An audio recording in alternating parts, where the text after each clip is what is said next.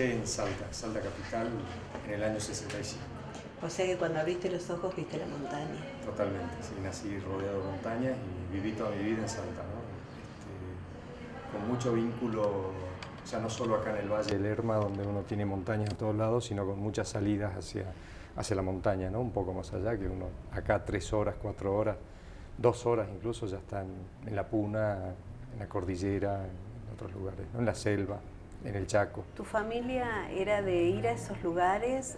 O sea, ¿te incentivó a sí, eso? Sí. Mi padre era montañista, mi mamá era maestra rural y guía de turismo, así que sí, estuve totalmente relacionado al tema, ¿no? ¿Y cuándo comenzaste a descubrir lo que es la montaña y a decir, quiero más? Porque creo que es como algo que te lleva a siempre querer un poco más, ¿no? Bueno, yo tenía 7 años cuando hice la primer caminata en las faldas del Nevado de Cachi con mi padre y otra gente, ¿no? Que justamente ellos iban a ver un sitio arqueológico que decían que había una cueva, entonces como yo era chico me iban a trepar para poder ver qué había en esa cueva, había que destrepar con cuerdas y bueno, yo tenía 7 años y ahí empezó todo, ¿no? Con esa primera caminata y después, bueno, siguieron en la actividad del club de montaña. Nosotros teníamos actividades para toda la familia, para chicos, todo, entonces eran todos los años hacer caminatas, trekking, ascensos, pero finalmente el momento en el cual empecé digamos, anhelado momento por mí, ¿no? Pero que ya despegué solo fue cuando tenía 12 años. Muy pequeño. A los 12 años hice mi primer, lo que se llama alta montaña, una montaña de más de 5.000 metros, una que queda en la Puna Jujeña, el volcán Tujle, de 5.500 metros. Entonces ahí salimos en tren de acá de Salta, toda una aventura, llegamos a San Antonio de los Cobres, subimos a esa montaña, y a la vuelta, incluso como ya había esperado tanto este ascenso, esta salida a la montaña, logré hacer cumbre, le dije a mis compañeros de que mentí, por supuesto, ¿no? Que mis padres me habían dado permiso, que yo me iba a volver, no con ellos en el colectivo, sino en el otro colectivo de la tarde, la noche. Y mentira, me quedé para hacer dedo, para tener la aventura de volverme solo. Y bueno, y así fue que volví, conocí unos franceses que filmaban, que terminamos siendo grandes amigos durante muchos años. Así que bueno, para mí fue toda una aventura despegarme así, poder salir a la montaña a tan temprana edad, y de ahí no paré nunca, ¿no? A los 14 años ascendí el volcán Yuyayaco, a los 15 estuve en el Aconcagua, bueno, y así, toda mi vida. ¿Hiciste cumbre en el Aconcagua? A los 15 no logré, llegamos a los 6.300 metros y tuvimos un problema ahí, no pudimos seguir, pero a los 19 años hice cumbre en el Aconcagua, después. Muy joven. Sí. ¿Qué significa la montaña para vos? La montaña para mí es el eje de mi vida, así casi de simple y de complejo. Toda mi actividad gira en torno a la montaña, siempre giró en torno a la montaña y traté incluso de generarme mis profesiones, actividades relacionadas con la montaña, ¿no? No quería ser un guía de montaña, porque si era un guía de montaña tenía que ir muchas veces a una montaña y la montaña finalmente se iba a terminar convirtiendo en una suerte de oficina, y eso era lo que no quería. En un momento quise ser guardaparque, me inscribí todo, pero finalmente renuncié a eso, porque también tenía que estar 2 años en una zona, o por lo menos 2 años, a veces uno como guardaparque puede estar más. Bueno, finalmente estudié geografía, biología, que me vinculaba teóricamente a la montaña, y en la práctica seguí haciendo montañismo, ¿no? Después estudié arqueología y bueno, y finalmente todo convergió en arqueología de montaña, o sea, especializado en el estudio de las montañas como objeto de culto que era para los incas, y en el estudio de todo el sistema vial, todos los caminos, que sería caminatas, trekking y los caminos ceremoniales, es decir, los caminos que llevan hasta las cumbres. Entonces, en definitiva, mi trabajo lo soñé y sigo vinculado y seguiré vinculado a la montaña, ¿no? Además tengo, digamos, otros intereses, pero como deportista, y voy y hago deportes exclusivamente, sin hacer ciencia, sin hacer ningún tipo de actividad para el patrimonio, para la arqueología. Entonces la montaña para mí es una escuela de vida en realidad, ¿no? Y esa es otra línea que también podemos hablar bastante. Eso te iba a preguntar, ¿no? Vos decís una escuela de vida. Creo que la montaña te imprimió valores, te imprimió filosofía de vida, ¿no? No se puede separar al ser humano. Y se dice que cuando uno trabaja en lo que le gusta, deja de ser un trabajo, ¿no? Y me parece que es lo que vos, cuando uno te encuentra y te conoce. Yo hoy después de la primera entrevista le decía a Carlos, la paz que tenés, ¿no? No sé si esto es genético o te lo da tu trabajo. Hay trabajos que nos dan esa paz, porque quizá vos pudiste trascender un poco más en la montaña. Y bueno, ahora me vas a contar esto de escuela de vida. Sí, o sea, sin duda que es muy importante y en lo laboral, ¿no? O sea, siempre agradezco a la vida o a quien haya que agradecer, pero se lo agradezco porque soy un afortunado, ¿no? Quizás no tenga dinero, pero soy millonario. Soy millonario porque o sea, me apasiona el trabajo que hago, amo el trabajo que hago y me completa el trabajo que hago, ¿no? Es decir, como persona, en lo más íntimo, ¿no? Estoy hablando, no solo en que uno se propone un objetivo, lo logra, sino que todo eso lleva, digamos, una satisfacción que es mucho más interna, ¿no? Respecto hay un dicho que a mí me encanta, ¿no? Dice, que lo dijo un español, a ver si me acuerdo. Dice, la montaña es un objeto geográfico, geológico, ¿cierto? Es una cosa, podríamos decir. Y el montañismo es cuando las personas transforman esa cosa o ese objeto en una filosofía de vida. Entonces, bueno, con eso yo me siento totalmente identificado porque hice de la montaña una filosofía de vida y es una escuela de vida, ¿no? ¿Y por qué es una escuela de vida? Porque cuando uno va a la montaña, en la montaña uno se muestra tal cual es.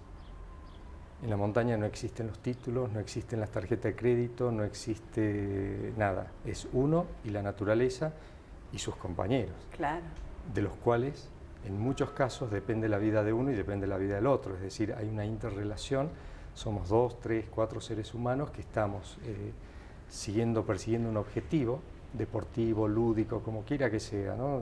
Cada uno lo toma de maneras distintas, pero es practicar ese deporte que tiene un riesgo, ¿no es cierto? Que puede haber una avalancha, puede pasar, alguien se puede quebrar, puede caerse, es decir, se está jugando la vida y uno depende del compañero. Entonces ese compañero es como un hermano y por ahí uno salió antes de esa expedición a la montaña y quizás no lo conocía tanto y cuando vuelve después de una expedición de 3, 4, 5 días es un hermano, ¿no? Un hermano que dura para toda la vida porque uno comparte momentos muy, muy fuertes, ¿no? Y otro tipo de valores como ser el cuidado de la naturaleza, el valor que tiene tener un techo, estar refugiado, tener el agua, ¿no es cierto? Girar una perilla, tener agua, tener gas, y uno ve gente que vive en la montaña y que no tiene absolutamente nada de eso, y uno que va y si bien lo busca también, si quiere agua tiene que derretir nieve, tiene que buscar nieve si es que no hay, es decir, es todo un tema por una cuestión de supervivencia. Entonces todo eso nos enseña a respetar el planeta y a respetarnos también, ¿no? Y a respetar a otras personas que viven en esos lugares, en esas condiciones, y que son los grandes desconocidos, ¿no? De nuestra sociedad. ¿Has tenido interacción con la gente que vive en la montaña? Quizás si a ellos se les ofreciera vivir en una ciudad, no lo tomarían, ¿no? Ellos les gusta estar en ese lugar, obviamente que mejorando su situación, ¿no? Pero es que como también eligen eso para vivir y les costaría salir de esos lugares.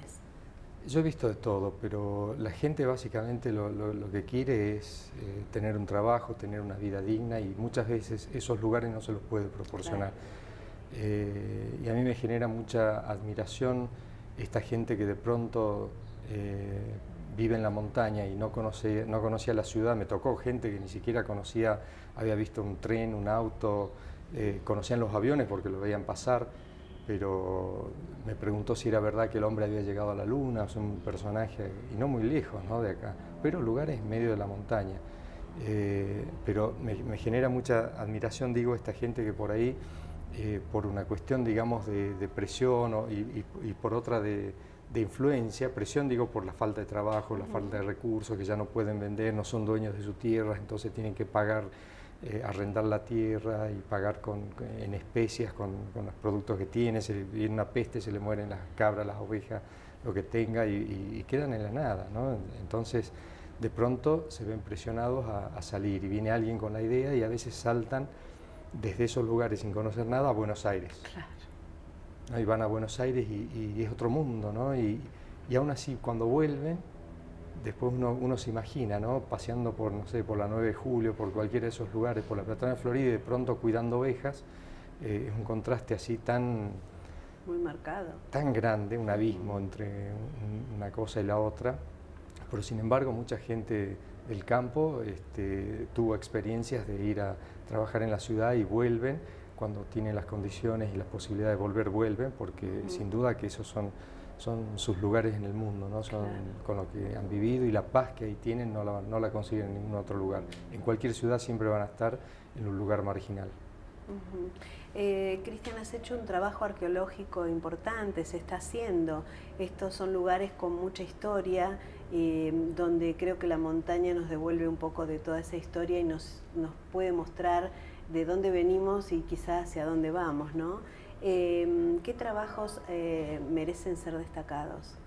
Bueno, en el trabajo que estoy en los últimos 10, 12 años, es en la nominación, en el trabajo para la nominación del Camino del Inca como Patrimonio de la Humanidad. El proyecto se llama Capagnán, ya digo, se llamaba proyecto, pues ya no es proyecto, ya hoy es Patrimonio Mundial, inscrito en la lista de UNESCO, un hecho sin precedentes en la UNESCO, porque en las 4 décadas de vida que tiene la UNESCO, jamás 6 países, Colombia, Ecuador, Perú, Chile, Bolivia, Argentina, 6 países se presentaron para custodiar un bien en común, lo cual marca un antes y un después para la UNESCO y para uno también como experiencia, ¿no? Porque se borraron las fronteras. Qué bueno. ¿No? Se borraron las fronteras y estuvimos trabajando, aún países que tenían conflictos, ¿no? Como ser Ecuador y Perú, o Ecuador y Colombia, que por ahí tienen problemas limítrofes, inclusive Perú y Bolivia, que tienen distintos tipos de problemas, hasta llegan a niveles diplomáticos. Y el Capagnán fue un tema transversal en el cual nunca hubo ningún problema. Y siempre se estuvo trabajando entre los 6 países en forma conjunta, y hoy se sigue trabajando y vamos a seguir trabajando así en el custodio de este patrimonio, ¿no? Entonces yo creo que eso, como decía, marca un antes y un después, y para mí fue una experiencia sumamente enriquecedora, es una experiencia, porque esta primera década que fue todo el trabajo en conjunto para lograr que esto sea patrimonio mundial, era un tipo de trabajo. Hoy y hace un año estamos con otro tipo de trabajo, que es gestionar eso. Bueno, a ver cómo lo cuidamos, cómo lo preservamos, cómo buscamos recursos, cómo interactuamos con las 7 provincias, desde Jujuy hasta Mendoza, y con los 6 países. Entonces, si bien hay todo un organigrama, más allá de las estructuras y todo eso está el aspecto humano, ¿no? Entonces uno por correo electrónico se comunica, por teléfono con otro, y es una dinámica realmente muy linda, muy enriquecedora, ¿no? Cuando uno habla del Camino del Inca se sitúa inmediatamente en Perú, ¿no? Es como lo más conocido, pero sin embargo está diseminado por todos estos países donde vos decís, y por muchas provincias. Hay que unir todos, enlazar todos esos lugares, ¿no? Sí. En la Argentina, ¿cuál sería el recorrido? Y el recorrido, para que tengamos una idea así muy básica, al menos de uno de los ramales, el principal sería prácticamente solapado con la Ruta 40. Ajá, Ruta 40. ¿No es cierto? Hasta Mendoza, bueno, en Mendoza, Puente del Inca, claro. ¿No es cierto? Justamente el camino pasaba por ahí, era el paso a Chile. Y después, bueno, cada provincia tiene, cuando hablamos del camino también no estamos hablando de un camino, ¿no? Claro. Un camino que unía a todos, sino estamos hablando de una red de caminos, porque hay que tener en cuenta que los caminos, en primer lugar, conectaban los distintos poblados y no solo los poblados, sino las zonas de producción, agrícola, ganadera, minera, los adoratorios de altura. Hay más de 200 montañas en los Andes que tienen restos arqueológicos. Entonces hay caminos que llegan hacia esas montañas y que incluso llegan, como en el caso del Yuyayaco, hasta los 6.700 metros el camino en sí, ¿no? Y son caminos rituales, ceremoniales, con un fin religioso. Y cuando hablamos de los caminos estamos hablando de 40.000 y más kilómetros de camino, ¿no? En todos los Andes, con lo cual estamos hablando de todo un sistema, una obra que también no fue hecha exclusivamente por los incas. Los incas tomaron lo que preexistía, dinamizaron, le dieron otro formato geopolítico con un centro en el Cusco y en otros centros administrativos dispersos por todos los Andes, y bueno, pero en definitiva es una parte importante de nuestra historia prehispánica. ¿Qué significa que sea declarado Patrimonio de la Humanidad? Básicamente una gran responsabilidad que asume el Estado Nacional y los estados provinciales y municipales de custodiar esos bienes. ¿Por qué? Porque esos bienes han pasado un proceso de evaluación que los pone en la máxima categoría de patrimonialización a nivel mundial. Entonces, básicamente es una gran responsabilidad. A veces se piensa que UNESCO llega a estos lugares para imponer que sea, no, en realidad UNESCO es una institución formada, integrada por 100 y pico de países que conforman entre ellos la Argentina, y que te dan este título después de todo un proceso, es decir, son las provincias, son los estados los que dicen nosotros creemos que esto tiene determinado valor, ¿no? Y el valor es el valor universal excepcional, es decir, tiene que ser una excepcionalidad, como son las pirámides de Egipto, como son las Cuevas de las Manos, como puede ser el glaciar Perito Moreno, y tantos otros lugares en el mundo, ¿no? Entonces, una vez que UNESCO te da ese título, esa chapa, hay que hacerse cargo. Entonces hay que trabajar, custodiar y generar, digamos, las condiciones necesarias para que la gente también pueda aprovechar este título que tiene para que se beneficien, ¿no? Aparte son políticas de Estado. Son políticas de Estado, sí. Y el Capacñán, una de las particularidades que tiene es que prácticamente en todos los tramos de Capacñán no hay ciudades, por ejemplo, no hay pueblos muy grandes tampoco, es decir, son pequeños poblados, aldeitas, no hay grandes autopistas ni rutas que pasen cerca, o sea, que pasen por el camino o muy cerca, sí, asociadas, relacionadas, es decir, uno deja el vehículo y tendrá que caminar un tanto como para llegar a estos caminos, es decir, la idea también siempre fue brindarle la posibilidad a toda esta gente que vive en esos sectores aislados de los transportes, de la comunicación, brindarle la posibilidad de que puedan, a través del Capacñán, no solo digamos, tener un elemento de la identidad del pasado, sino con un beneficio que cuando la gente se empiece a interesar por esto y empiece a visitar, bueno, que sean ellos los que se beneficien, y por eso estamos trabajando en la capacitación de guías, por eso se piensan... Se les abre también a ellos. Se les abre, claro, sí, para que puedan vender sus artesanías, brindar sus servicios, así que caballos, mulas, eventualmente pueden aplicar a planes para ampliar sus casas y tener mejores servicios de agua, servicios básicos que muchas veces no tienen, ¿no? Para ellos y además para poder brindar a la gente si es que así lo quieren, ¿no? Porque esto nadie impone absolutamente nada. A lo largo de la cordillera andina, desde Colombia hasta Chile, atravesando los más agrestes y variados paisajes, salvando vados abismales, cruzando lagos, desiertos, altas cumbres y tupidas selvas, se dibuja sobre el paisaje el Capacñán.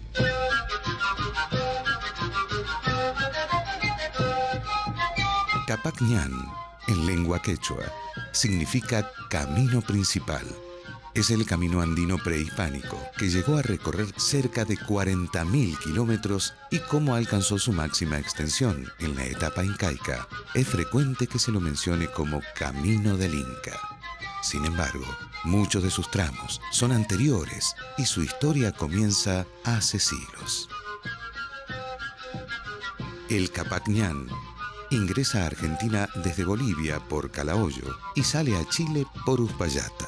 Recorre parte de la Puna de Jujuy, pasa por los grandes valles de Salta, Tucumán, Catamarca y La Rioja.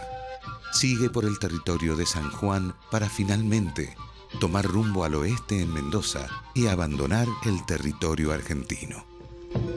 Es sin duda la obra tecnológica más importante de tiempos prehispánicos. Más importante no solamente por la majestuosidad de vincular 40.000 kilómetros de camino, sino también por la funcionalidad de integrar poblados, muchos grupos étnicos con distintos idiomas, con distintas costumbres y culturas que los incas sumaron a un gran proyecto que se llamó Tahuantinsuyo. Soy Alberto Olmos, soy el cuidador de las ruinas de Santa Rosa de Tastil. Y bueno, este es un legado muy importante que nos dejaron nuestros antepasados. Mi nombre es Barbosa Policarpo, nacido acá en las tierras de Santa Rosa. Es muy importante tenerle manteniendo y para que no se destruya por ciertas circunstancias. Entonces estamos totalmente de acuerdo de que esto que siga así, bien protegido. Los caminos incaicos fueron erigidos con una finalidad práctica en función del tráfico pedestre de hombres. Aunque otras culturas, como los mochicas o tiahuanacos, ya poseían sistemas viales, fueron los incas quienes mejoraron y adaptaron lo existente, construyeron otro tanto donde fue necesario y potenciaron toda la red vial con un sentido geopolítico y logístico estatal asombroso. Pese a los siglos transcurridos desde la llegada de los españoles al continente, muchos tramos de caminos incas han sobrevivido en el noroeste argentino y resto de la cordillera. El camino del Inca actualmente se usa para que esa gente de distintos lugares, de distintos rincones, venga al pueblo a llevar su mercadería, un producto que ellos venden, cultivan, siembran en sus lugares y bueno, y sacar ese producto a la orilla de la ruta o llevar a la ciudad Salta, a Campo Quijano, para que sea rentable eso. Es un camino muy importante que sigue siendo utilizado hasta el día de hoy, con los distintos parajes, como son las capillas, Potrero de Payogasta. Y bueno, la gente viene a vender sus papas, su haba, arveja, carnes. Lo siguen usando todos casi, ¿no? En todos los lugares lo siguen usando.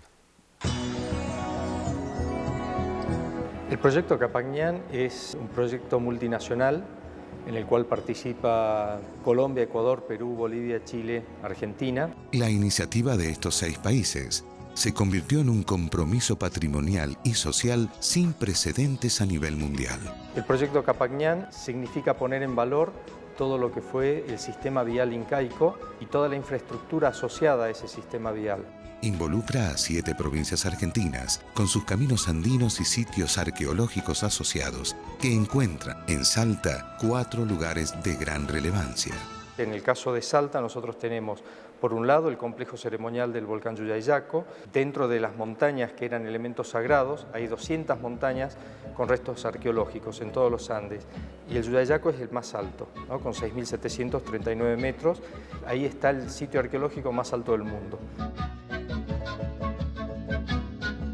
Tenemos Santa Rosa de Tastil y Potrero de Payogasta, que representa la bajada hacia los valles bajos o el acceso hacia el altiplano. Y por otro lado tenemos los graneros de la Poma, que es un sistema de depósito, de almacenamiento, pero la característica que tiene esto, que es única también, es el hecho de que posiblemente estos graneros hayan sido los graneros del Sol, lugares para depósitos para las ofrendas, es decir, un lugar especial. Porque fue testimonio único de una tradición cultural y de una civilización que desapareció, y porque ilustra una fase significativa de la historia humana, nos comprometimos a preservarlo. Patrimonio de los salteños. Patrimonio de la humanidad. Cristian, estuviste también en el equipo que hizo ese hallazgo arqueológico que fueron los niños que están aquí preservados en un museo. Sí, en el año 99 tuve la posibilidad de participar y bueno, participé en el equipo de profesionales que se hizo ese hallazgo tan importante. ¿Cómo fue esa ¿no? experiencia? Bueno, una experiencia muy importante porque dentro de la arqueología de montaña, bueno, el doctor Johan Reinhardt es el líder, digamos, el que más experiencia tiene y fue toda una expedición de 31 días, lo cual llevó mucho tiempo de preparación. Y bueno, y después hay también un antes y un después de todo ese hallazgo, porque eso a su vez generó otra movida, que es la preservación, el cuidado de algo tan delicado como estos cuerpos, como estos objetos.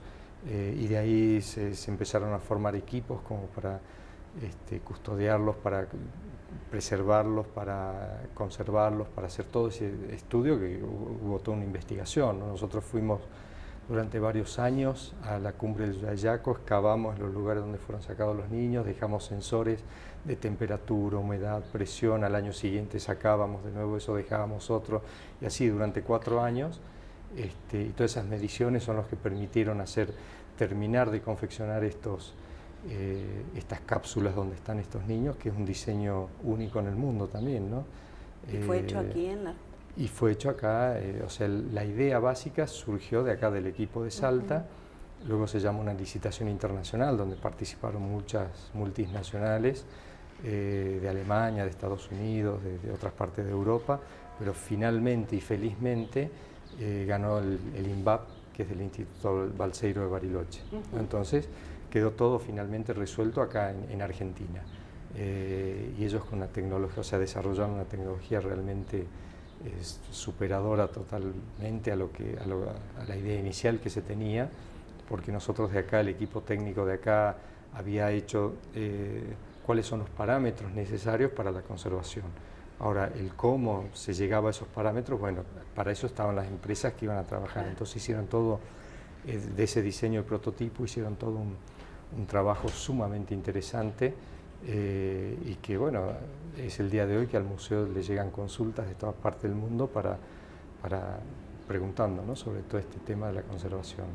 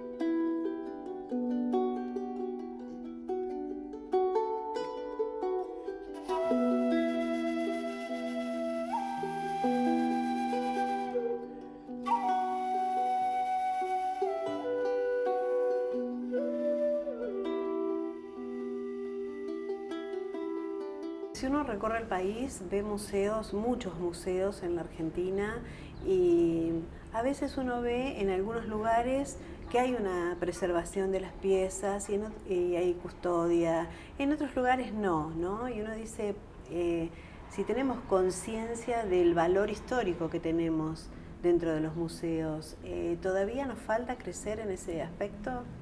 Sí, nos falta mucho, ¿no? Porque los museos en definitiva responden a políticas de Estado, ¿no? Y las políticas culturales pocas veces son, digamos, disponen de buenos recursos como para poder llevar a cabo, ¿no?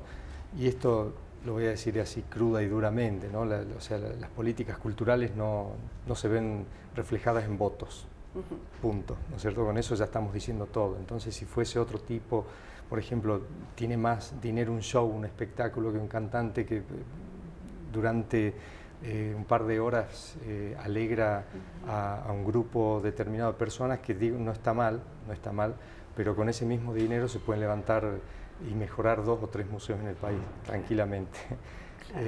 Pero bueno, son políticas, ¿no? Son políticas y realmente no se le presta tanta importancia, aunque estamos en un momento de cambio, no se le presta tanta importancia y me parece que ahí está la clave de nuestro futuro, ¿no? O sea, mirando al pasado nosotros podemos comprender el futuro, viendo nuestra identidad, porque nuestra identidad no es la Coca-Cola, no es esas cosas globalizadas del consumismo que tenemos, ¿no? Nuestra identidad pasa por estas pequeñas microidentidades, estas identidades que en cada pueblito tienen, ¿no es cierto?, su particularidad, su belleza, su historia, su gente, sus tradiciones, su cultura, que algunas perduraron hasta la actualidad, otras menos y otras desaparecieron, pero en definitiva a través de todo esto ese es el gran pivote, el gran anclaje hacia la identidad, ¿no? Claro. Y teniendo eso nosotros protegido y claro, podemos proyectarnos un futuro sin duda mucho mejor, ¿no? Creo que el hecho de que Argentina sea un país de inmigrantes,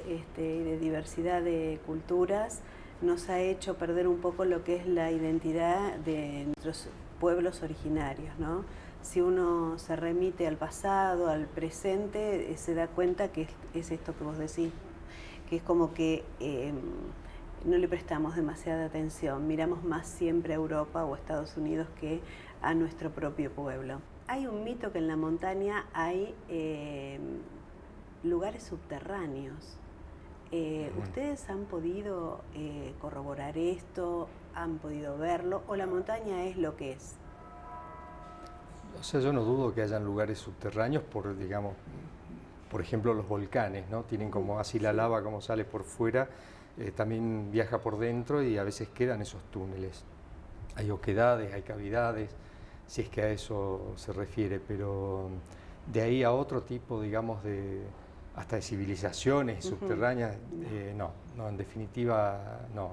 Yo creo que la montaña es lo que uno ve, puede tener una oquedad, puede tener más o menos grande, chica, pero de ahí a que haya algo más. Porque hay mitos de que hay civilizaciones intraterrenas, ¿no? Sí, hay muchos mitos, ¿no? Yo creo que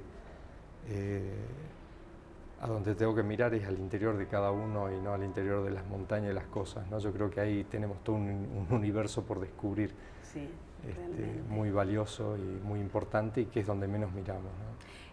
¿Vos crees que el ser humano tiene que volver a las fuentes para poder recomponer? Estamos viviendo un momento en el mundo, ¿no?, de mucha eclosión, de mucho individualismo, donde la gente va más por el consumismo que por esto de preservar nuestra parte, ¿no?, nuestro lugarcito en la tierra. ¿Vos ves como que hay un cambio hacia retornar a las fuentes? ¿O es solo un pequeño movimiento de gente y el resto sigue? Creo que son las dos cosas, ¿no? O sea, hay un cambio, me parece generacional y de idiosincrasias en general, y todo cambio empieza por pequeños grupos de gente, ¿no? Que son los que van haciendo como una luz, ¿no? Como una bola de nieve que va creciendo y ojalá cuando nosotros éramos chicos uno pelaba el caramelo y lo tiraba al suelo y era lo más normal. Después de toda una movida educativa, ecológica, ahora los chicos ya no, los papeles los guardan, los tiran al tacho de la basura, es decir, hay un pequeño cambio, mínimo cambio, pero un cambio favorable. Y así como eso yo creo que muchas otras cosas como sociedad estamos cambiando, ¿no? Yo soy positivo en este sentido, quiero tener una visión optimista de esta cuestión, ¿no? Y creo que eso tiene que ver mucho el tema del volver a la naturaleza. Nosotros en las ciudades somos seres totalmente artificiales, hay chicos que no vinculan la gallina con el pollo que comen, o el bife con la vaca, o sea, no hacen la relación, no tenemos mucha noción, o sea, nosotros al ser seres artificiales en las ciudades, si llueve, si el viento viene del norte, del sur, si cuando cambió la luna estaba nublado o no, no nos afecta. ¿Por qué? Porque todos nuestros recursos los obtenemos en el supermercado o en el negocio de la esquina de la casa. Y basta con nuestro trabajo como para tener el dinero necesario y obtener esos recursos. Pero el ser humano, cuando vivía en la naturaleza, para y por la naturaleza, la tenía que cuidar. ¿Por qué? Porque de ella dependía y la conocía íntimamente la naturaleza y tenía un diálogo con esa naturaleza. Y por eso en muchos lugares, acá en el norte argentino, todavía se practica el 1 de agosto o durante todo el mes de agosto la fiesta de la Pachamama, que es un rito agrícola ancestral, ¿no? ¿Y por qué en agosto? Porque empieza el ciclo agrícola, entonces la tierra estuvo descansando y hay que empezar a romperla para trabajar, entonces se hace el pozo, se le da de comer, se le da lo mejor. Permiso. Se le pide permiso, se le da de comer, de fumar, de tomar, se le hace una fiesta a la tierra. ¿Para qué? Para pedirle permiso y buenos augurios en la próxima cosecha, ¿no? en el próximo trabajo que va a venir. Y uno ve en la ciudad, lo único que quedó es prender sahumerios o incienso. El 1 de agosto todas las ciudades de Salta, Jujuy, Catamarca, o sea, todas las ciudades del norte argentino, Tucumán, uno ve que queman elementos y ve la capa de humo así, y muchas veces uno pregunta, ¿y por qué lo hacía? No sé, porque mi abuela lo hacía por una costumbre, pero en realidad todo eso tiene que ver con algo ancestral. Y hay otros lugares donde definitivamente se perdió, ¿no? Entonces, por eso creo que es importante esto de volver a la naturaleza, ¿no? Ya sea a través de la montaña, ya sea a través del agua, ya sea a través de cualquier tipo de actividad que nos lleve a la naturaleza, ¿no? Y por eso digo, hay un cambio, hay cada vez más gente que va a la montaña a practicar montañismo, trekking, hay gente que sale a correr y aunque sea el hecho de correr, salen a correr por lugares naturales, entonces bueno, hay un cambio importante, ¿no? Eso nos va a llevar, nos va a remitir nuevamente a la naturaleza. Igualmente creo que esto pasa básicamente por la educación y por la formación que en cada casa se le dé a los chicos, ¿no? De hecho, cuando éramos chicos, las cosas no se tiraban de inmediato, que se rompían, tratábamos de arreglarlas y después se compraban, si no, ya no tenían solución. Ahora hay un consumismo muy fuerte y por ahí somos los adultos los que tenemos que marcar el camino también. Sí, totalmente, ¿no? Totalmente. De acuerdo con eso y si hay que definir esta era, digamos, yo creo que la podremos definir como la era del plástico, ¿no? Donde todo es descartable, donde todo, hasta la comida, los platos, los cubiertos, y eso empezamos a sumar las bolsas del supermercado, las botellas, cuántas botellas de plástico por día consume una ciudad.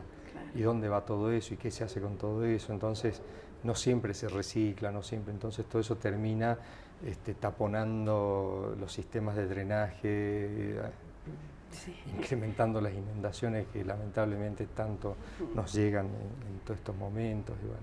Pero aquí es el Estado el que tiene que intervenir, porque a veces si no tenemos normativas, más allá de la conciencia que podamos crear cada uno, si no hay una determinación de no usar más bolsas de plástico en los supermercados, como ya hay ciudades que lo han implementado, por ahí si no hay políticas de Estado, es difícil. Sí, el Estado en definitiva es el que marca un poco la línea, la pauta y sin duda que es muy importante, pero no es el responsable total, ¿no? Recién hablamos de la familia, es decir, en la propia familia, en el seno de cada uno de los hogares debería empezar ese cambio, ¿no? Entonces yo creo que también si hay un cambio en todos los hogares, entonces el Estado necesariamente va a tener que ser consecuente con todo ese cambio, ¿no? Entonces yo creo que es responsabilidad de todos, ¿no? La educación ambiental, la educación. ¿Te has dedicado a la docencia? Sí, yo soy profesor de geografía y de biología, he sido docente de colegios secundarios y terciarios durante 12, 13 años, actualmente soy profesor en la universidad. ¿Creaste una carrera? Sí, creé una carrera terciaria de turismo, también vinculada hacia la naturaleza y hacia todo lo que sea la conservación y preservación.